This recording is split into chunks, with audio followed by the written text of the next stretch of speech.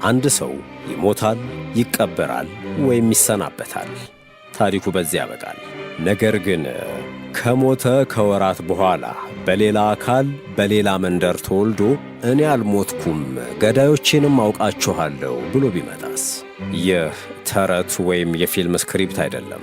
ይህ ታሪክ የዓለም አቀፉን የዜና አውታር ቢቢሲን ጨምሮ የሳይንስ ሊቃውንትን፣ የሥነ ልቦና ተመራማሪዎችንና የፖሊስ አባላትን ጭንቅላት ያላወሰ እውነተኛ ክስተት ነው።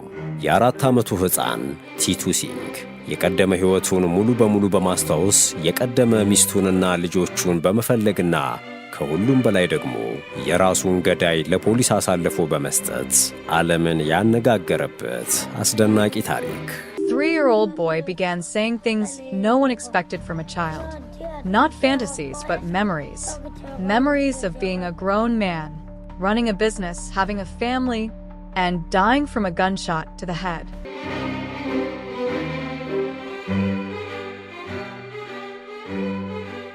ሰላምና ጤና የምንመኝላችሁ የመሿለኪያ ቤተሰቦች እንዴት አላችሁ? በዚህ መሰናዷችን በታሪክ ታይተው ከማይታወቁና ሳይንስ እስካሁን ምላሽ ካላገኘላቸው ሚስጥራዊ ክስተቶች መካከል አንዱን ይዘንላችሁ ቀርበናል። እኔ ሱሬሽ ቨርማ ነኝ የሚለው የዚህ ሕፃን ቃል እንዴት አንድን ነፍሰ ገዳይ ለፍርድ ሊያበቃ እንደቻለ፣ የሳይንስ ምሁራን ስለ ጉዳዩ ምን አሉም? ይህ ታሪክ ሳይንሳዊ እውነት ነውን? ጉዳዩን ከጀርባው ካሉ ሳይንሳዊና ታሪካዊ እውነቶች ጋር በዝርዝር እንመለከታለን። እስከ መጨረሻው አብራችሁን ቆዩ።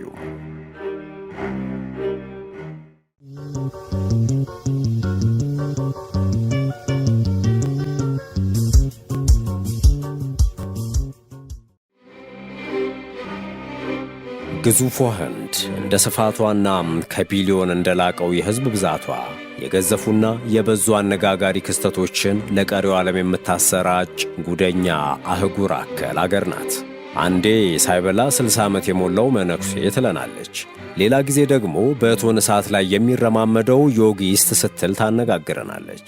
ሲሻትም ድል ባለ የሰርግ ድግስ ላይ አይጥ ሆኖ የተወለደ ሰው ነው የተባለን አይጥ ያገባችው ልጃገረድን ተዋውቋት ብላንም ታውቃለች። ስለ ህንድ እንዲህ ያልን ከቀጠልን ቀኑ አይበቃንምና የጀመርነውን ጉደኛና እጅን ባናት ያስጫነውን በስነ ልቦናም ስነ ሕይወት ተመራማሪዎች ዘንድም አነጋጋሪ ከመሆን አልፎ የዓለማችን ግዙፉን የሚዲያ ተቋምን ቢቢሲን እንኳ ሳይቀር ካሜራውን ደግኖ ሰነድ ወደ መፈልፈልና ምሁራንን ወደ ማጠያየቅ እንዲሁም ወደ አነስተኛዋ የህንድ መንደር ያንደረደረውን ግራ አጋቢ ጉዳይ እንንገራችሁ።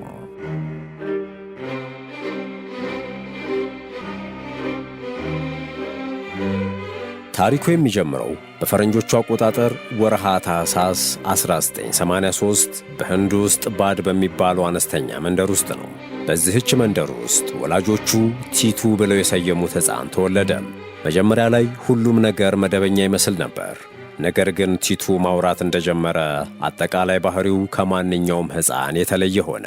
ገና በ18 ወሩ ወይም በ1 ዓመት ከ6 ወሩ አያቱን አስደንጋጭ የሆነ አንድ ጥያቄ ጠየቃቸው። ባለፈው ሕይወቴ የተውኳቸው ሚስቴና 2 ልጆቼ ደህና ናቸው? ሂዱና ተንከባከቧቸው አላቸው። ወላጆቹ መጀመሪያ ላይ የሕፃን ልጅ ቅዠት ወይንም ጨዋታ ይመስላቸው ነበር። ነገር ግን ቲቱ እያደገ ሲሄድ ነገሩ እየከበደ መጣ። ዕድሜው 4 ዓመት ሲሞላው ስሙን ቲቱ ብለው ሲጠሩት መቆጣት ጀመረ። እናም በወላጆቹ በወጣለት ስያሜ ላይ የተቃውሞ ድምፁን ለማሰማት ጊዜው ደርሶ በ4 ዓመቱ ስሙ ሱሬሽ ቨርማ እንጂ ቲቱ ይሉት ነገር እንደማይመቸውና ኡማ የተባለች ሚስቱና 2 ልጆቹ በአግራ ከተማ እንደሚኖሩ ሲቀጥልም የሬዲዮ ካሴት ሱቅ ባለቤት እንደሆኑ አጥብቆ መናገር ጀመረ።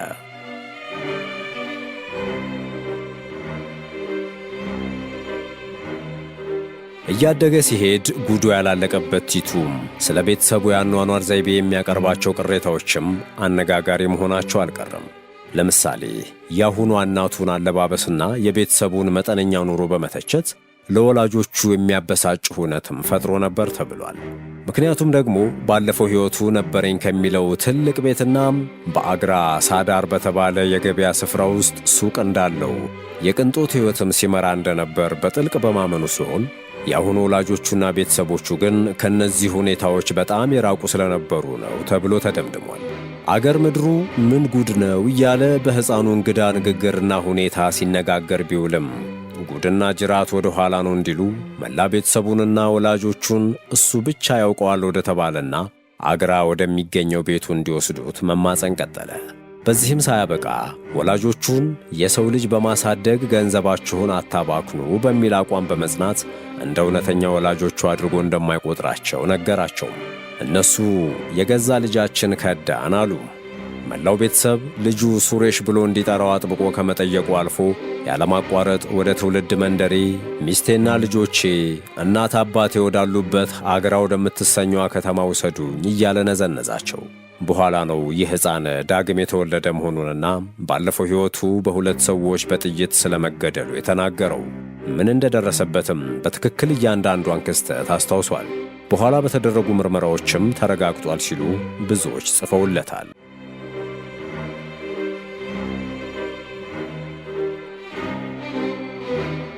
ቲቱ እንዲህ አለ።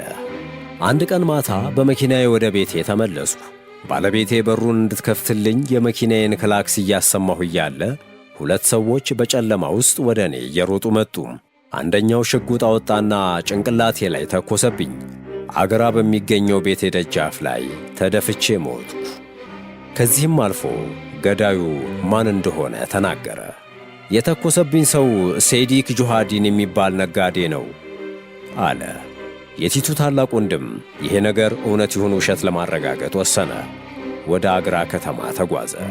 አግራ ደግሞ ቲቱ ከተወለደበት መንደር ራቅ ያለችና ሕፃኑ በሕይወቱ ሄዶባት የማያውቅ ከተማ ነበረች። ታላቅ ወንድሙ አግራ ደርሶ ሲያጠያይቅ ያገኘው ነገር ግን ሙሉ በሙሉ የሚያስደነግጥ ነበረ። በእርግጥም አግራ ውስጥ ሱሬሽ ቨርማ የሚባል የሬዲዮ ሱቅ ባለቤት እንደነበረና ከጥቂት ዓመታት በፊት በሩ ላይ በጥይት ተመትቶ እንደተገደለ አረጋገጠ። አሁን ነገሩ ከሕፃን ጨዋታነት አልፎ ትልቅ ጉዳይ ሆነ። የቲቱ ወንድም ሕፃኑን ቲቱን ይዞ ወደ አግራ አመራ።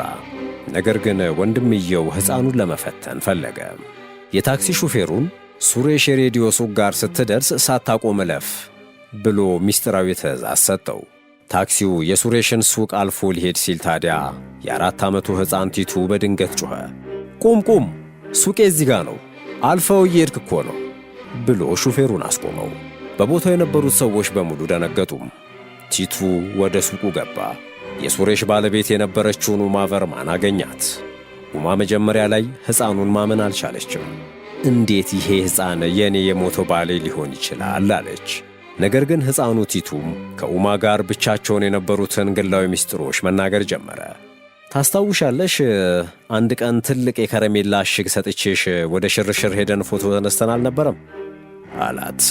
ይሄ ምስጢር በእሷና በሟች ባለቤቷ ሱሬሽ መካከል ብቻ የነበረ ምስጢር ነበር። ኡማ በቅጽበት አለቀሰች። የሱሬሽ ወላጆችና ወንድሞችም መጡ። ሕፃኑ ቲቱ የቀደመ ወንድሞቹን በስማቸው ጠራቸው። ከደስታው የተነሳ በልጅነቱ ያደርገው እንደነበረ ወንበር አንስቶ እንደ ከበሮ ይመታ ጀመር ተብሏል።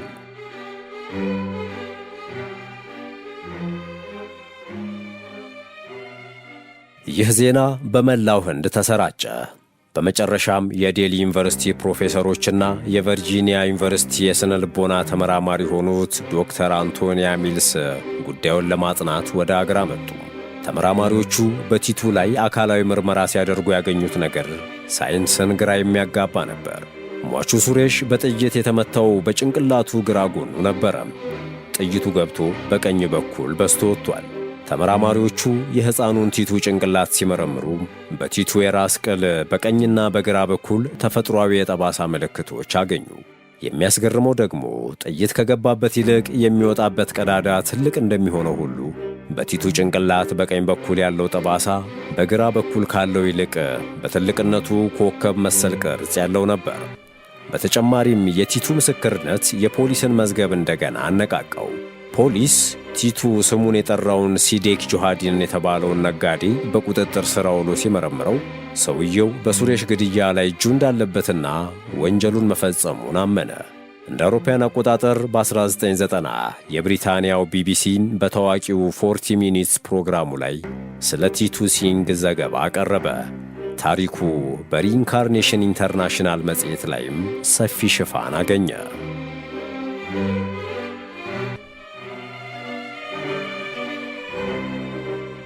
አሁን ላይ ቲቱ ሲንግ ዕድሜው ከ40 በላይ ሆኗል። እንደ ሟቹ ሱሬሽ በንግድ ሕይወት አልተሰማራም። ልክ እንደርሱም ተቆጪ አይደለም። ይልቁንም ሰላማዊ ሕይወትን መርጧል። በዮጋና በተፈጥሮ ሕክምናም ተምሯል። በቫራናሲ በሚገኘው ታዋቂው ቫራናሲ ሂንዱ ዩኒቨርሲቲ ውስጥ ረዳት ፕሮፌሰር ሆኖ እያስተማረ ይገኛል።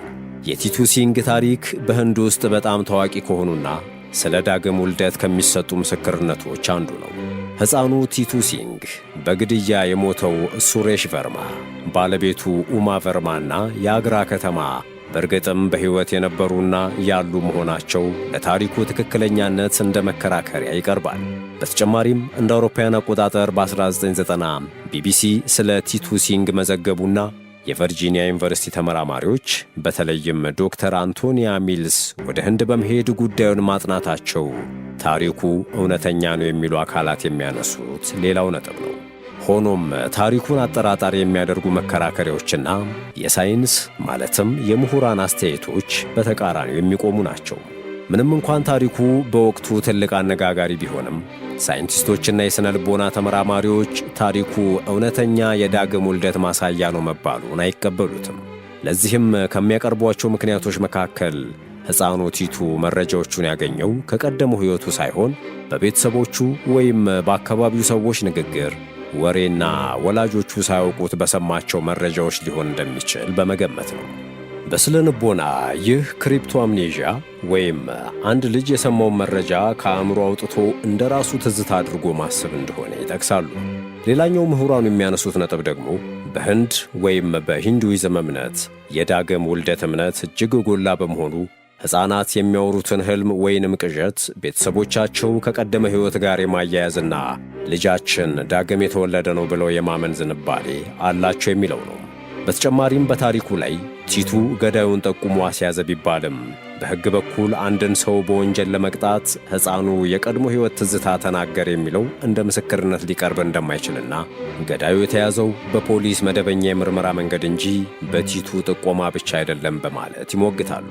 በሌላ በኩል ተመራማሪዎች የጥይት ጠባሳ ብሎ ያቀረቧቸው ምልክቶች በተፈጥሮ በሕፃናት ላይ የሚወጡ የተለመዱ የቆዳ ምልክቶች በርዝ ማርክስ እንጂ የጥይት ቀዳዳዎች መሆናቸው በሕክምና ማረጋገጫ የለውም የሚሉት እነዚህ ምሁራን ይህ ታሪክ በብዙ ሰዎች ዘንድ እንደ ያልተፈታ ሚስጥር ወይም እንደ የባህል ተረት አሊያም እምነት የሚታይ እንጂ በሳይንስ ደረጃ ሰው ሞቶ እንደገና ይወለዳል የሚለውን መላምት የሚያረጋግጥ ሳይንሳዊ ማስረጃ አይደለም ይላሉ።